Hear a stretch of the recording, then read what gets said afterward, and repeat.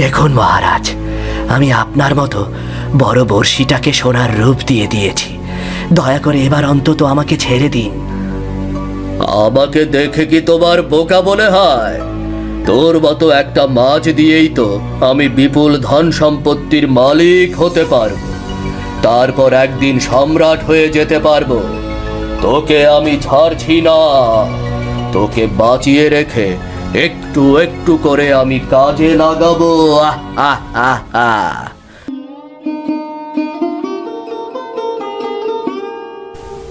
কাকনগড়ের রাজা মাধবচন্দ্র ছিল খুবই লোভী আর কৃপণ প্রকৃতির মানুষ। এই রাজ্যের মানুষের প্রধান পেশা ছিল মাছ ধরা, কিন্তু রাজা প্রতিনিয়ত রাজ্যের গরিব জেলেদের ওপর অত্যাচার করত।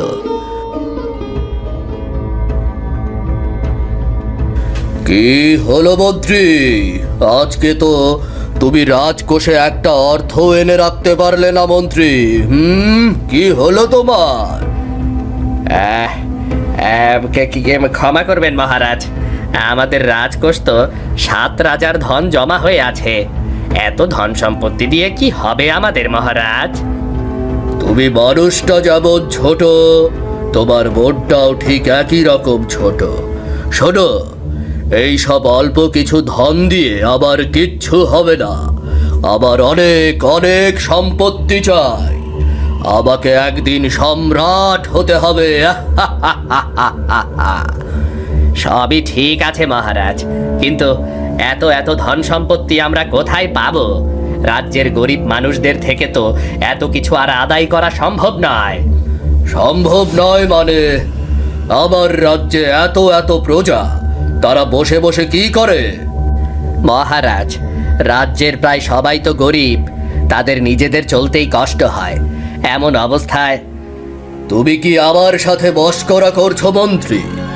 একটা কথা কান খুলে শুনে রাখো, আগামীকালকের ভেতরে আমার রাজকোষ উপচে পড়া ধন সম্পত্তি চাই।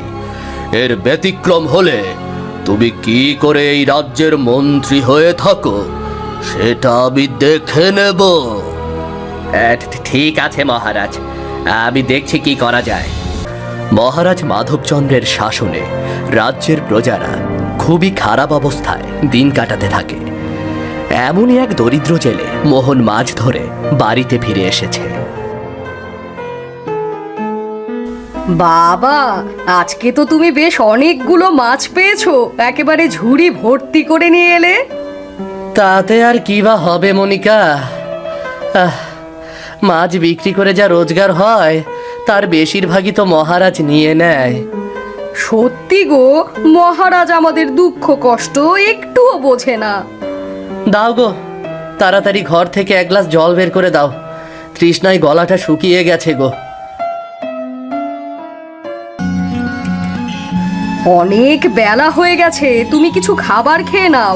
সেই কোন সকালবেলা মাছ ধরতে গেলে কিছুই তো খেয়ে যেতে পারলে না। এখন আর খাওয়ার সময় নেই গো, আমাকে এক্ষুনি মাছ নিয়ে বাজারে যেতে হবে। এমনিতেই অনেকটা দেরি হয়ে গেছে গো। তাই বলে সারাটা দিন এমন না খেয়ে থাকবে? এমন করলে তো তুমি অসুস্থ হয়ে পড়বে। কিছুই করার নেই গো মনিকা, মাছ নিয়ে তাড়াতাড়ি বাজারে যেতে না পারলে একটা মাছও বিক্রি করতে পারবো না। ঠিক আছে, তুমি তাহলে যাও, আর বিক্রি করে খুব তাড়াতাড়ি ফিরে এসো কিন্তু। মোহন ঢক ঢক করে জলের গ্লাসটা খালি করে ঝুড়িটা মাথায় নিয়ে আবার বাজারের উদ্দেশ্যে বেরিয়ে পড়ে।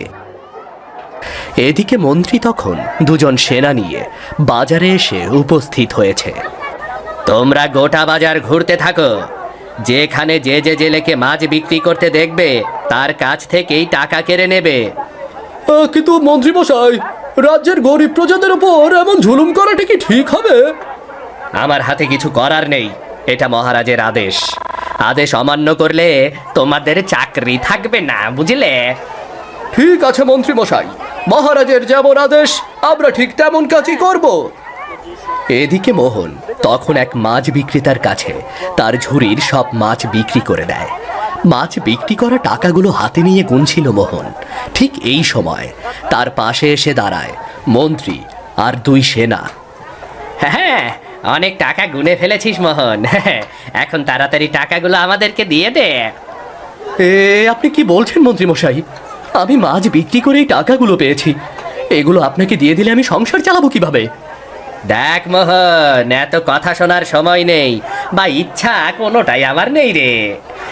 টাকাগুলো এখনই আমাকে দিয়ে দে, এটাই মহারাজের আদেশ। আর মহারাজের এই আদেশ অমান্য করলে কি হতে পারে সেটা তো তুই ভালো করেই জানিস। গরিবের উপর প্রতিনিয়ত এমন অত্যাচার, এমন অবিচার এই ধর্মে সইবে না। একদিন না একদিন এই কুচক্রী মহারাজকে শাস্তি অবশ্যই পেতে হবে।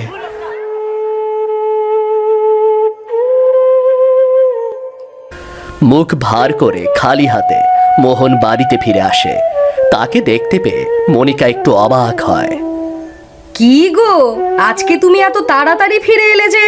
সব মাছ এইটুকু সময়ের ভেতরে বিক্রি করে ফেলেছো বুঝি? মাছ তো বিক্রি করে দিয়েছি, কিন্তু সেই টাকা আমি রাখতে পারলাম না গো মনিকা, আমি রাখতে পারলাম না। কি বলছো তুমি এসব? এতগুলো মাছ বিক্রি করার টাকা তুমি কোথায় হারিয়ে ফেললে? হারিয়ে ফেললেও কোনো দুঃখ ছিল না, কিন্তু মহারাজের আদেশে মন্ত্রী মশাই এসে আমার হাত থেকে সব টাকা ছিনিয়ে নিয়ে গেছে। হায় হায় হায়, এ তুমি কি শোনালে? তোমার এত কষ্ট করে ধরা মাছের টাকা কি করে কেড়ে নিতে পারলো? দেখে নিও একদিন এই গরিবের অভিশাপে ওই মহারাজ অনেক বড় শাস্তি পাবে। সেদিন আমাদের দুয়ারে দুয়ারে ঘুরেও এতটুকু সাহায্য পাবে না।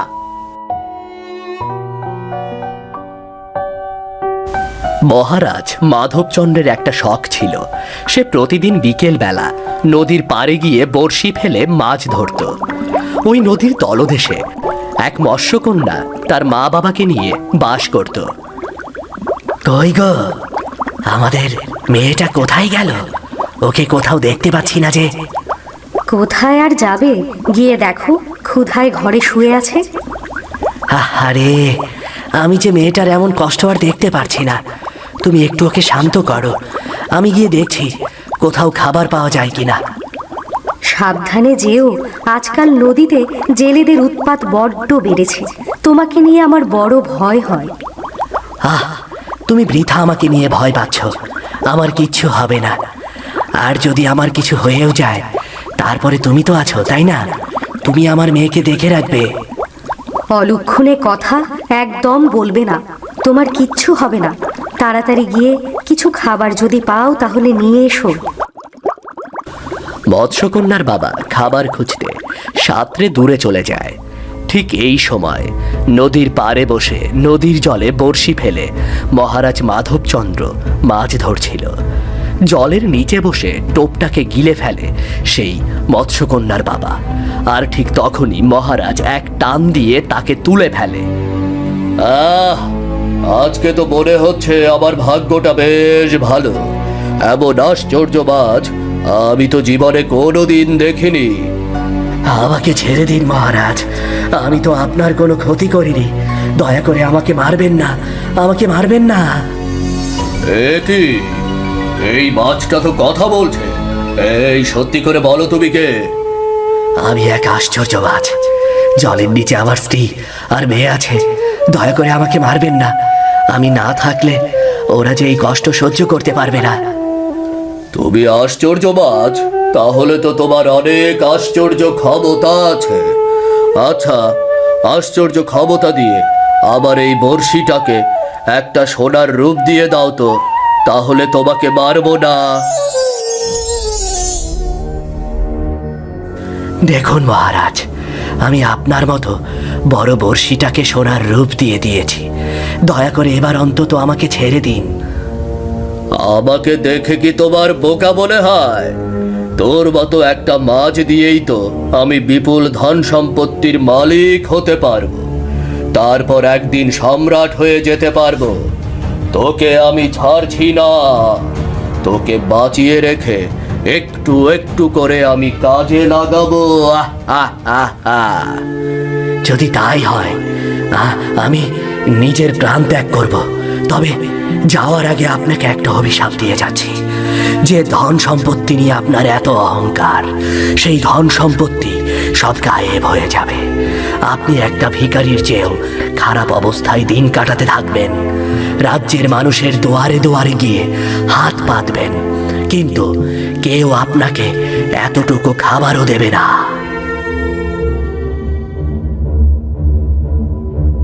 এই অভিশাপ আমার গায়ে লাগবে না, যত সব।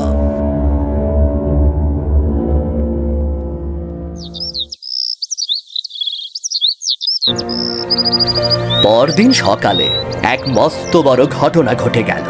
ঘুম ভাঙতেই মহারাজ দেখতে পান তিনি খোলা জায়গায় মাটির ওপর শুয়ে আছেন। আবার কি হয়ে গেল? আবার পরনের রাজকীয় পোশাক কোথায় গেল? আর আবার রাজপ্রাসাদ কোথায় গায়েব হয়ে গেল? আর পেটেও তো খিদা, অসহ্য ক্ষুধা। মনে হয় যেন 7 দিন ধরে আমি কিছুই খেতে পারিনি। এখন আমি কি করব? কোথায় যাব?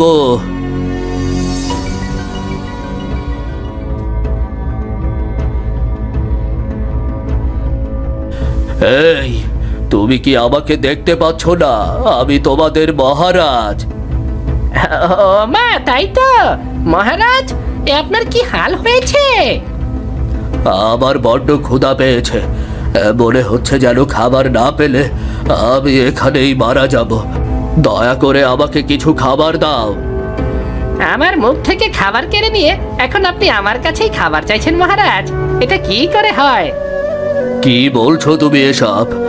আমি এখন যে বড় অসহায় হয়ে পড়েছি, আমাকে একটু সাহায্য করবে না? সেদিন আমিও অসহায় হয়ে আপনার পা জড়িয়ে ধরে বলেছিলাম, মহারাজ আমার ফসলগুলো আমাকে ফিরিয়ে দিন, কিন্তু আমার কথা আপনি শোনেননি মহারাজ, শোনেননি। অতীতের সব কথা ভুলে যাও, এখন আমাকে একটু সাহায্য করো, সাহায্য করো আমাকে একটু। ক্ষমা করবেন মহারাজ, এখন আমি আপনার জন্য কিছুই করতে পারবো না। আমি চললাম। লোকটা হন হন করে হেঁটে চলে গেল। মহারাজ যেন আরো বিমর্ষ হয়ে পড়ল। এদিকে জলের নিচে মৎস্যকন্যা আর তার মা ভীষণ দুশ্চিন্তা করছে।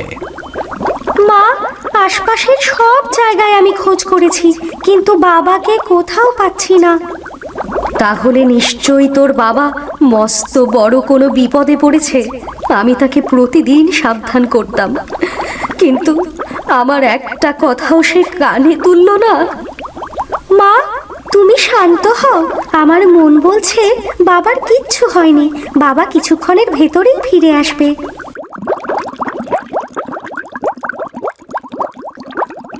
এ কি? ওগো, এ তোমার কি হয়ে গেল গো? ওরে, আমার সব শেষ হয়ে গেল রে। বাবার মুখে তো বড়শির ক্ষত।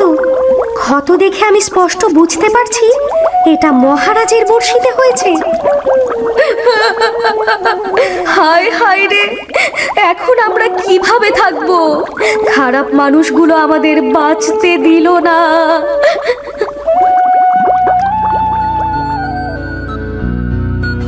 এদিকে মহারাজ কোনো মতে টলতে টলতে মোহনের বাড়ির উঠানে এসে বসে পড়ে। জল, একটু জল দাও, জল দাও। এ কি মহারাজ, আপনি আমার বাড়িতে? আর আপনার এ কি হাল হয়েছে? আমার সব শেষ হয়ে গেছে। নিজের কৃতকর্মের শাস্তি এখন আমি ভোগ করছি। দয়া করে আমাকে 1 গ্লাস জল দাও। মনিকা, ঘর থেকে মহারাজের জন্য 1 গ্লাস জল নিয়ে এসো।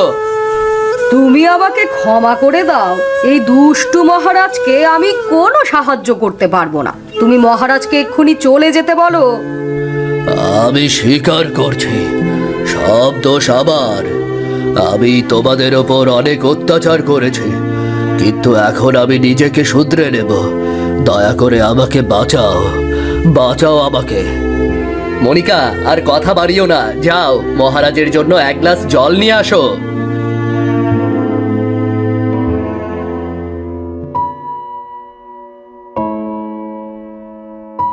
ঘরে কোনো জল নেই, গ্লাস এনে দিয়েছি, এখন নদী থেকে তুলে খান। গ্লাসটাকে নিয়ে এক প্রকার ছুটে ওদের বাড়ি থেকে বেরিয়ে গেল মহারাজ। তারপর নদীর পাড়ের সেই জায়গাটায় ঝুঁকে বসে পড়ল যেখানে গতদিন মাছ ধরেছিল। জল, একটু জল, একটু জল খেতে হবে, জল।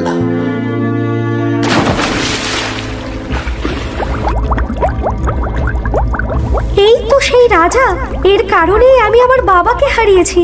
আজও আমার হাতে শেষ হবে।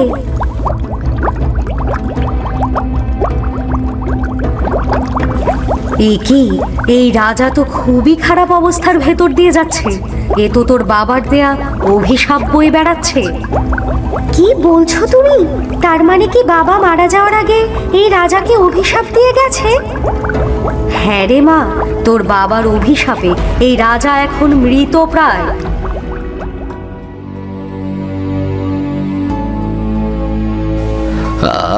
আমি কোথায়?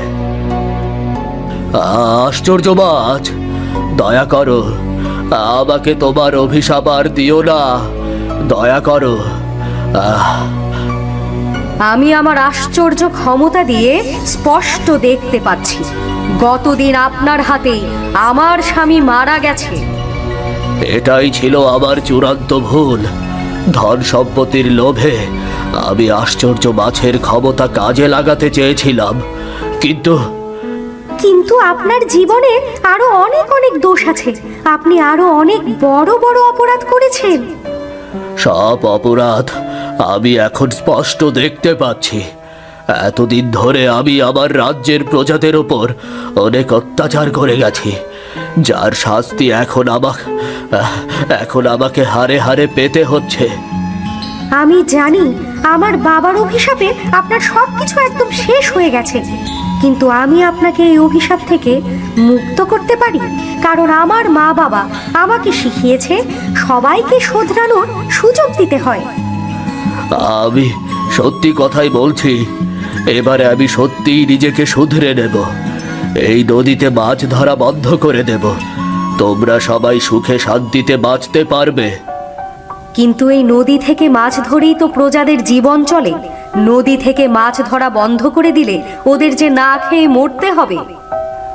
অভিশাপ মুক্ত হলে ওদের সমস্ত খরচ আমি আমার রাজকোষ থেকে চালাবো। ওদের আর বিন্দু মাত্র কষ্টে থাকতে দেব না। ঠিক আছে, যেহেতু আপনি আপনার ভুল বুঝতে পেরেছেন এবং নিজেকে শুধরাতে চান, তাই আমরা আপনাকে একটা সুযোগ দিলাম। মহারাজের কথা মতো তার ওপর থেকে সমস্ত অভিশাপ তুলে নেয় মৎস্যকন্যা। মহারাজ আবার তার বিপুল ধন সম্পত্তি আর রাজপ্রাসাদ ফিরে পায়। কথা মতো রাজ্যের প্রজাদের সমস্ত খরচ মহারাজের রাজকোষ থেকেই দেওয়া হয়। নিজেকে পুরোপুরি শুধরে নিয়ে সুখে শান্তিতে রাজত্ব করতে থাকেন মহারাজ মাধবচন্দ্র।